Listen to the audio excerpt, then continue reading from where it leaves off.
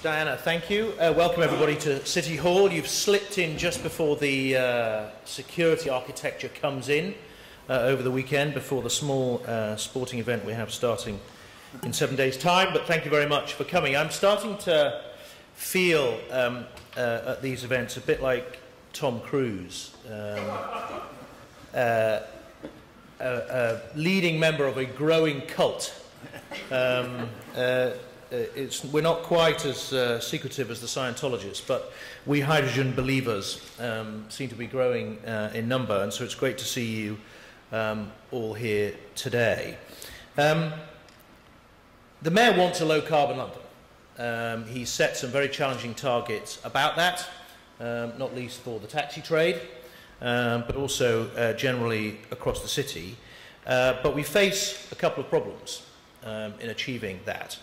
The first is that we have an embedded technology, the internal combustion engine, the carbon energy, which is embedded in people's psyche, has been for 100 or more years now. People love it. They love their cars. They love their carbon fuels. Very hard to shift them off it. The second is we have a very ingenious oil industry who seem on a daily basis to be finding better and more efficient ways of extracting their fuel from the planet. Whether it's finding it in sand or shale or the bottom of the sea, going to inhospitable remote parts of the world, desecrating vast untouched wildernesses to gather their fuel. And they seem to be doing it, frankly, better and better as the years go by. And they have huge resources behind them, vast sums being made on the stock market from quite small oil finds that make it a challenge for a new technology to find a space. From my point of view, as I've said many times, there are a couple of alternatives which are sort of getting into the psyche. Pure electric, which I'm in a way sad to say doesn't seem to be taken up with much enthusiasm, certainly not by Londoners. We had some targets around electric vehicles which we're falling woefully short of. As we all know, there's lots of problems with that. My view is it's a temporary technology like the fax machine. It'll come and go and leave a bit of a legacy. But I firmly believe, and have believed for nearly 20 years now, that the real solution is the hydrogen economy. And that's why it's so great to see you all here and to see so many projects emerging across the capital. Even better, frankly, to see a lot of those projects paid for by somebody else. Not least the Europeans. Nice to repatriate some money for once. And of course we are doing rather well here in London. We've got the only, I think, hydrogen bus route, fully hydrogen bus route in the country, the RV1. Who's used it? Been on it? Yes? It's a great route. You can catch it out the back of City Hall here. It goes along Tooley Street to Covent Garden. We've of course got our black cabs, which will be up and running for the games, notwithstanding the best efforts of the Metropolitan Police to stop it. We've got the new Air Products refuelling station coming on at Heathrow, hopefully this week. The Suzuki Bergman scooters will go on trial later this year. And it's all part of a view we took, I guess, 4 years ago, which was if we're really going to sell this technology, we're really going to beat the oil barons into submission, we have to show the public the technology. They have to be able to kick the tires and see that it's more than just a science fiction story.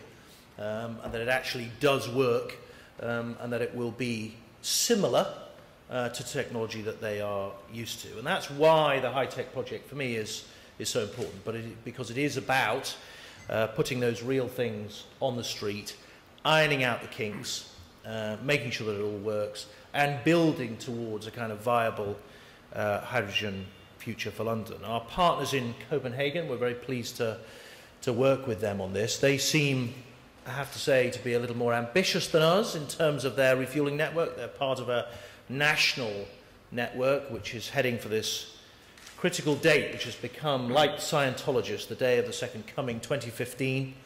The Germans, the Japanese, now the Danish are going for 2015, when the vehicles hopefully will start to arrive, and we want to be part of that too. So our wider strategy, which we'll be publishing shortly, we'll look at making sure we have a proper refuelling network ready for 2015.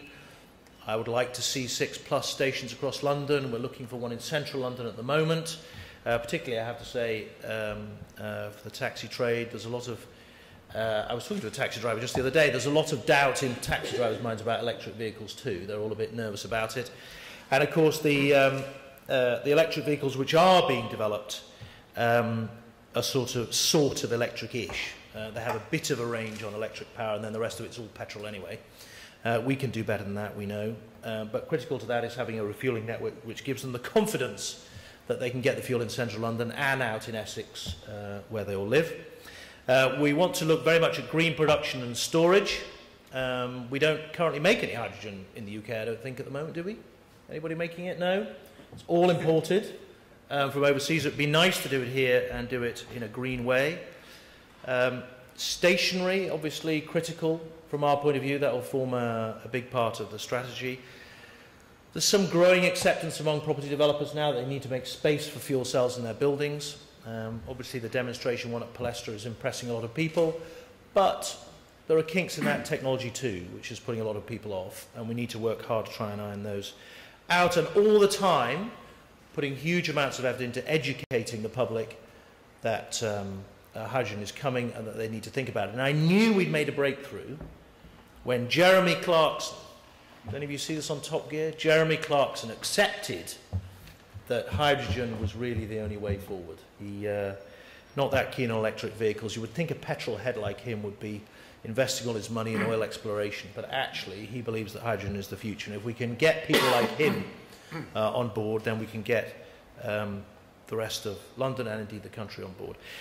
I'm a great believer, I'm a conservative, I'm a free marketeer, I'm a great believer that you can't buck the markets, and we've been proven again and again that government can't do that. But it's also true that you can't buck technology. You know, the car beat the horse, the jet engine beats the propeller, electric trains beat steam trains, and the truth is the hydrogen, the fuel cell engine, the vehicles, will eventually beat the internal combustion engine. I have absolutely no doubt about that. And we in London want to be in the forefront of that, and that's why we're going to be working very hard with you and all our partners over the next 4 or 5 years to, as I say, roll out the fuel, put it on the ground, encourage the manufacturers to bring the vehicles, get as much money as we can back from the European community to fund all of this work, and indeed invest some of our own time and effort and hopefully government money. See our representative from DEC over there, very nice to see you. We want as much government money as we can, because London leads the world in lots of things: financial services, arts and culture, design, quietly in science. We want to lead the world in hydrogen too, because our future prosperity depends very much upon it, as does our health. Thank you very much.